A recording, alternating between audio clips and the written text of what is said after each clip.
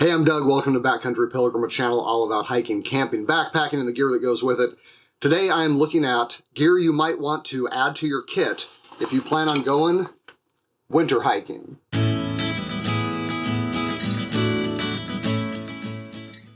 They say that there is no bad weather, but only bad gear. And so what I want to talk to you about now is the kinds of gear that you may want if you're going to be going out on snow and ice. This is not going to be a review video so much as just kind of a walkthrough of some of the things that I bring with me when I plan on being out in the frozen stuff. Disclaimer, this is not a climbing channel. I am not a climber.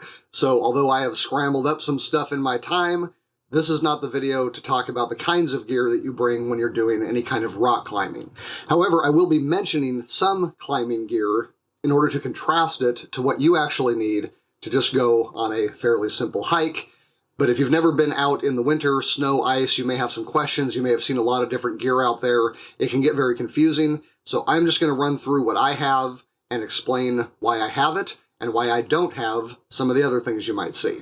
Third disclaimer, I'm also not going to be going over winter clothing in this video. That's really kind of a separate topic. I've already got another video on layers. You can look in the description below. However, I will be going over some gear that is to add to your regular clothing layers if you are going out in more extreme temperatures. All right, let's get into what I am talking about today, and we're going to begin with things to put on your feet. Now, I normally hike in trail runners, but when I'm going to be out on the ice or in snow, I reach for my boots again. And there are two reasons for this. Number one, I like the high ankle because that's going to help keep snow and ice from coming inside the shoe and melting and then refreezing on my feet.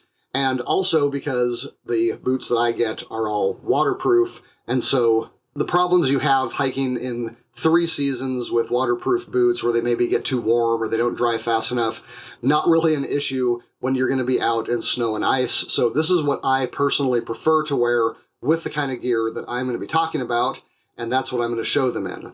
One of the primary concerns people have when going out on snow and ice is slipping on the snow and ice, and there are a number of gear products to help out with that. Now, if you have ever been rock and ice climbing or seen people do it, you've probably seen what's called a crampon. Crampons are basically metal spikes that you attach to your climbing boots, and they allow you to get purchase in cracks and into ice that you wouldn't normally be able to get any kind of friction on with just boots. But that is not what we're going to be talking about today because they are really for climbing and not just for walking around. Clear on the other end of the spectrum from the crampon is the YakTrax kind of gear that you basically just pull onto the bottom of your boots for extra traction. Now these come in a couple of different models. Some of them, which are made more just for walking, have a kind of spring wound around them and then some very small spikes in the heel area. And what this does is allow even a tennis shoe or a boot to just get a little better purchase when you're maybe walking on a sidewalk that may occasionally get slippery, or just for a little bit of extra traction in the snow. They're not really great for hiking. They're not designed for hiking. This is not the kind of thing you would want to wear in rough terrain. Stepping the gription up a notch, this one has small tungsten spikes sticking out of it, and this gives you a little better purchase in the snow, kind of the way cleats do in grass. Something like this is better for the trail. In fact, these are typically seen with trail runners. However, again, once you're going to get on some really mixed terrain or some serious slippage on the ice and snow, this is really not your best bet. What is your best bet is something more like this. These are called Microspikes, and they are basically kind of a cross between the slightly added traction of a YakTrax product and a crampon. They usually come with a dozen or so spikes, and when you wrap them onto a boot, they turn into a pretty serious sort of mini crampon that will keep you very solid on ice. Now, I have used these on fairly mixed terrain. The very first time I used them, in fact, I was climbing up Yosemite Falls, and the ice and the rock combination just got so dangerous and so energy consuming that I finally put them on for the very first time, and it was like a revelation. What Microspikes do is not only give you extra traction, but they actually grab onto the ice in such a way that all of your energy transfers to motion instead of trying to keep yourself from slipping. If you've done much hiking in slippery conditions, you know that your muscles can get exhausted just from trying to hold everything together and keep you from falling down. That is a huge energy waste. It'll wear you out faster, it's going to tax your muscles faster. You put something like this on your feet and you can just go. The second time I climbed Yosemite Falls was with my friend Crystal.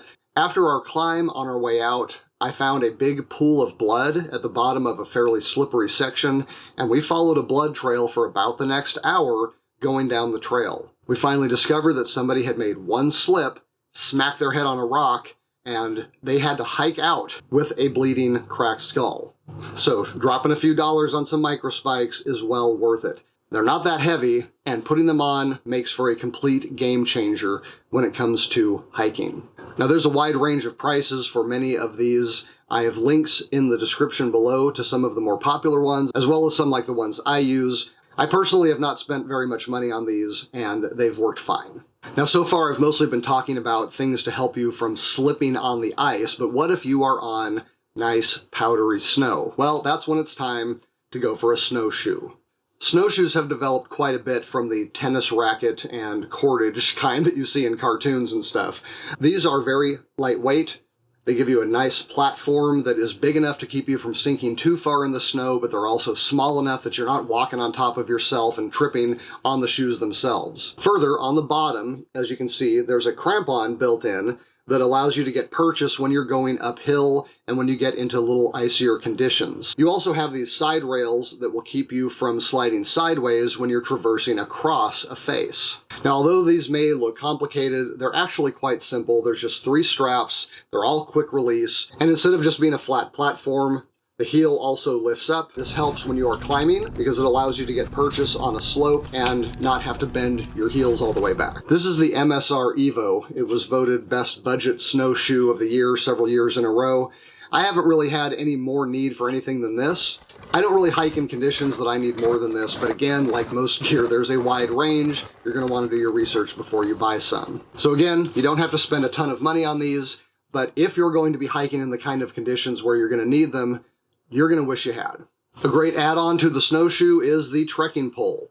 Sometimes I hike with these, sometimes I don't, but when it comes to snow and ice travel, they are very handy. Number one, it kind of gives you 2 extra feet. Further, when you're crashing through snow, it's nice to have a little bit of extra power. These keep your legs and arms moving together, helps with circulation. They just are a lot more comfortable to hike with when you're in conditions where it's difficult to hike in the first place. Of course, you're going to want to put your snow baskets on. These are going to keep the pole from sinking into the snow as much. And so when you are on ice, you've got your tips to grab, and when you're in snow, the baskets will give you a wider surface area and keep the poles from just sinking right in the snow. While we are talking about things you carry, if you are going to be going up dangerously steep snow or ice, you're going to want to look at an ice axe. This is a very basic, kind of classic mountaineering ice axe. Again, I didn't spend a whole lot of money on this, but it is very highly rated. These are kind of like a multi-tool for snow mountaineering. You have the axe part, which is good for digging into ice and snow. It can help you self-arrest in a fall. You can use this to kind of drag and slow you down. You can also use it as a rudder and a brake if you're sliding down on purpose. The reverse side has what's called an adze on it. This is good for chopping steps in to steep slopes. And you have the pick. This allows you to probe the snow. It's good for kind of a walking stick kind of situation. And if you need to self-belay, you can dig into the ground, slam this in there, and now you've got a hold in the snow that you wouldn't otherwise. These come in a massive variety, and make sure that you do not confuse an ice axe with an ice tool. An ice tool is actually a much smaller version of an ice axe. You're meant to carry 2 at the same time, and that again is a climbing tool, not a hiking tool. You might have noticed these loops at the bottom of some of your backpacks. This is actually an ice axe loop. And the way you secure an ice axe onto a pack like this is that you turn the ice axe toward the back of the pack, slip it through the loop from the top, and then bring the tip of the spike back up where there should be some kind of retention cord to secure it upside down. This has been shown to be the safest way to carry an ice axe on the front of your pack. Another item I would consider is a trekking umbrella. These are super lightweight umbrellas that you can carry for just a few ounces, but they create a big shelter for you if you need it. Typically they are reflective on one side and black on the other, and what that does is it makes a sort of little portable cave and shade for you in the sun, but it also can give you a nice bit of rest if you end up in a storm type situation. If you need to stop for a little while, you can attach these to your pack with a little device that I will link to in the description below, and you have a hands-free shelter that's just going to keep you from getting pelted by rain and snow for a while if you need a break from it. I love carrying these in the sun, but of course an umbrella in the rain or snow is also pretty handy. Okay, last but not least, 2 additional layers you might want to add to your regular clothing. One of them is a balaclava. This is a fleece balaclava, and basically it's an extra layer of warmth for your head. When it's on, you can just use it like this to give your neck and your head some extra warmth. You can also pull this up for your mouth, and if you tighten these, it'll actually just suck right onto your eyes, and so if you have goggles or sunglasses, that will be the only part left exposed. These work really well underneath a hat or underneath a rain jacket. And what that does is it keeps you from having to carry a big insulated coat. If you just have a puffy with a hood or a rain jacket with a hood, it may not be doing very much for your head as it does for the rest of your body. Throwing a balaclava on can really help with that. And finally, I would look at getting a set of gaiters. Now, these are not your little dirty girl gaiters that keep grit from your trail runners. These are full-size gaiters that wrap all the way around your leg, and they attach to your boot and go all the way up your calf to your knee. And it basically makes a layer outside your layers that will protect your shoe from getting filled up with ice or snow, as well as keeping grit and that sort of thing out. These are typically pretty easy to secure with a little hook that goes over your boot strings, or some of them actually have a special clasp made for these. And now you've got a great water, rain, snow, and ice-proof layer that's going to keep things from going inside those boots or those shoes. All right, so that's the gear that I add to my typical layering system when I'm going out in snow or ice. I will probably be doing more gear reviews on the individual items I talked about in the future, but for now, that should get you started. I hope this video has helped you. If it has, would you mind giving it a like? And if you are not a subscriber to Backcountry Pilgrim, you can click that subscribe button and then click the bell if you want to know when new videos come out. Until next time, I'm Doug. Thanks for watching.